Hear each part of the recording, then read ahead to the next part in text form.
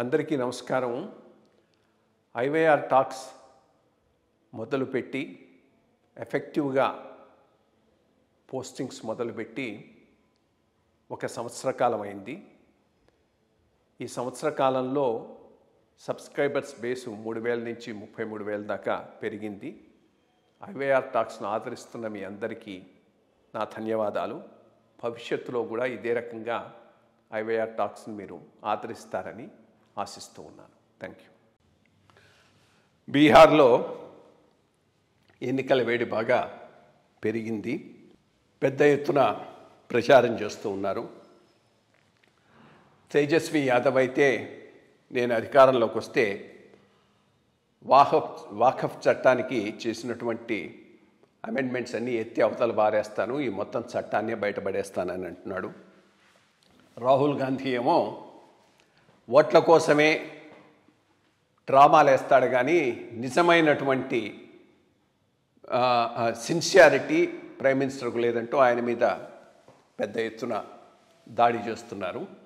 ఈ సైడ్ నుంచి అయితే అంతకు ముందు ఉన్నటువంటి జంగల్ రాజ్ కావాలన్నా అభివృద్ధి కావాలన్నా మీరే తెలుసుకోండి అని వీళ్ళు అడుగుతూ ఉన్నారు.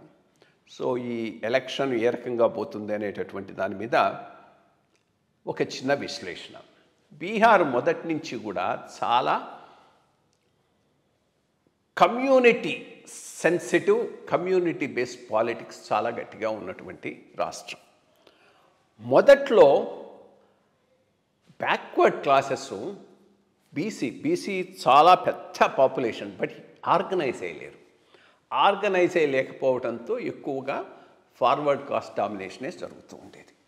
రాజ్పుట్స్, బ్రాహ్మిన్స్, భూమిహార్స్ ఈ మూడు ప్రధానమైనటువంటి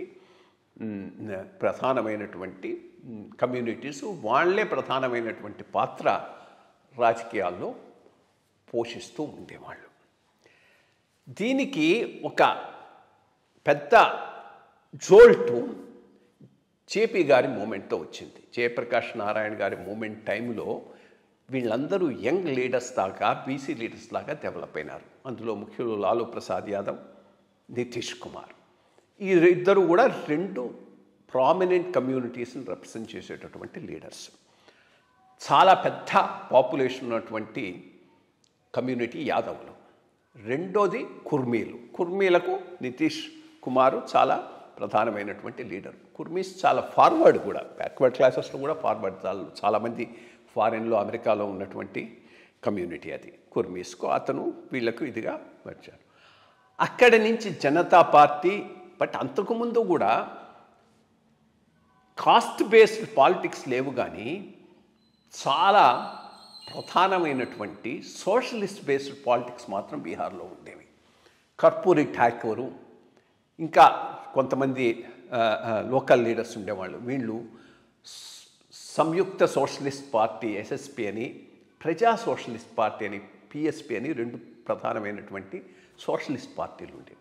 అట్లాగే కమ్యూనిస్టులకు కూడా చాలా స్ట్రాంగ్ బేస్ ఉన్నటువంటి రాష్ట్రం అప్పట్లో బీహార్లో చాలా కమ్యూనిస్టు ప్రాబల్యం బాగా ఉన్నటువంటి రాష్ట్రం. స్లోగా ఈ కమ్యూనిస్టు, ఈ సోషలిస్టు ఫిలాసఫీ నుంచి బయటకు వచ్చి కాస్ట్ బేస్డ్ పాలిటిక్స్ నడపడం మొదలెట్టారు. ఆ రెండింటికి ప్రధానమైనటువంటి పాత్ర ఒక సైడ్ నితీష్ కుమార్, ఇంకో సైడు లాలూ ప్రసాద్ యాదవ్. యాక్చువల్లీ కొంతకాలం కలిసే ఉన్నారు. దీనికి ముస్లిం ఓటు ఒకటి ఎన్ బ్లాక్గా జాయిన్ అయింది. సో ఒక విన్నింగ్ కాంబినేషన్ దళిత్, యాదవ్, ముస్లిం అనేది గట్టిగా తయారు చేయగలిగినటువంటి వాడు లాలూ ప్రసాద్ యాదవ్. దాని మీద అన్బీటబుల్గా వచ్చేసి తను ఉండటమే కాదు, ఇంట్లో పనిచేసుకుంటున్న తన భార్య రబరీదేవిని తెచ్చిపెట్టినా కానీ సీఎం చేసుకునేటటువంటి స్థాయిలోకి తీసుకొని రాగలిగాడు. Empowerment of the backward classes పేరుతో. కోర్స్ కొంత ఎంపవర్మెంట్ జరిగినా ఫ్యామిలీ ఎంపవర్మెంట్ చాలా జాస్తిగా జరిగింది. అప్పుడు Congress was a important party there. స్లోగా కాంగ్రెస్ డిసింటెగ్రేట్ అయిపోయి ఆ స్థానంలో భారతీయ జనతా పార్టీ రావటం, భారతీయ జనతా పార్టీకి స్ట్రాంగ్గా upper caste నిలబడటంతో Bharatiya Janata party బాగా అక్కడ నిలదొక్కగలిగింది. భారతీయ జనతా పార్టీ, నితీష్ కుమార్ కలిపి ఒక విన్నింగ్ కాంబినేషన్. ఇదే టైంలో దళిట్స్లో కూడా ఈ కేటగరైజేషన్ ఇష్యూస్లో చాలా డిఫరెన్సెస్ వచ్చాయి. పాస్వాన్స్ బాగా ఫార్వర్డ్గా ఉన్నటువంటి దళిత్స్ అక్కడ, మెంచీస్ అని వీళ్ళు ఇంకొక మహాదళిత్స్, బాగా బ్యాక్వర్డ్ అయినటువంటి దళిత్స్. ఈ వచ్చినటువంటి ఫ్రాక్చర్డ్ సోషల్ మొబిలైజేషన్లో లెటర్స్ అది కలిసేది కాస్త మళ్ళీ విడిపోయింది. ఇంకొక కాంబినేషన్ రావడానికి అవకాశం వచ్చి నితీష్ బీజేపీ కలిసి ఈరోజు చాలా రోజుల నుంచి రాజ్యం పాలించేటటువంటి పరిస్థితి అక్కడ ఏర్పడింది. రెండోది, లాలూ ప్రసాద్ యాదవ్ ఎంపవర్మెంట్ వర్క్ ఇచ్చాడు, కానీ ఆ తర్వాత one of the most corrupt గవర్నమెంట్ని ఇచ్చాడు, ఫ్యామిలీ ఓరియంటెడ్ గవర్నమెంట్ని ఇచ్చాడు. దీంతో ప్రజలు కూడా ఆ అజెండాను తెలుసుకున్నారు. ఇప్పుడున్నటువంటి పరిస్థితుల్లో తిరిగి అటువంటి ప్రభుత్వాన్ని ప్రజలు కోరుకుంటారా, తీసుకురావడానికి ఒప్పుకుంటారా? అది కొద్దిగా అదే పెద్ద క్వశ్చన్ మార్క్. అందుకోసమే తేజస్వి యాదవ్కు మైనస్ పాయింట్ అవుతుంది. ఇటు వీళ్ళకు పెద్ద మైనస్ పాయింట్ ఏంటంటే ఆల్మోస్ట్ ఆల్ 15-20 ఏళ్ల నుంచి నితీష్ కుమార్ చీఫ్ మినిస్టర్గా ఉన్నాడు. యాంటీ ఇన్కంబెన్సీ వచ్చేటటువంటి అవకాశం ఉన్నది. దాని ఎఫెక్ట్ ఎట్లా ఉంటుంది? ఈ రెండింటి మీద ఈ పోల్ రిజల్ట్స్ ఆధారపడి ఉండేటటువంటి అవకాశం ఉన్నది. బట్ నా దృష్టిలో ఈ ఈ ఈ faces of conflict already state pass through అయ్యి ఇప్పుడు డెవలప్మెంట్ కోసం ఫార్వర్డ్ లుకింగ్గా ఉండేటటువంటి పాలిటిక్స్కి అవకాశం ఉండేటటువంటి పరిస్థితి అయితే ఉన్నది.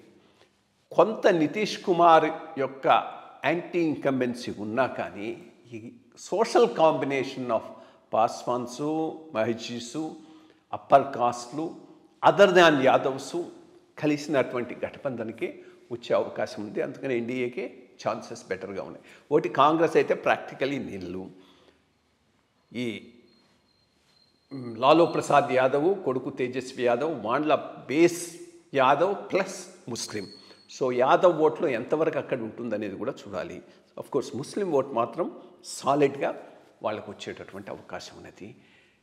ముస్లిం ఓట్ సాలిడ్గా వాళ్ళకు వచ్చినా మిగిలిన కమ్యూనిటీస్ అన్నీ వాళ్ళతో చేరకపోతే వాళ్ళు గెలిచేటటువంటి అవకాశం తక్కువ. సో ఆన్ ది బ్యాలెన్స్ ఇంకొక తడవ నితీష్ కుమార్ సెంట్రిక్గా ఉన్న ఎన్డీఏకే బెటర్ అవకాశాలు ఉన్నాయని నేను భావిస్తున్నాను. Thank you.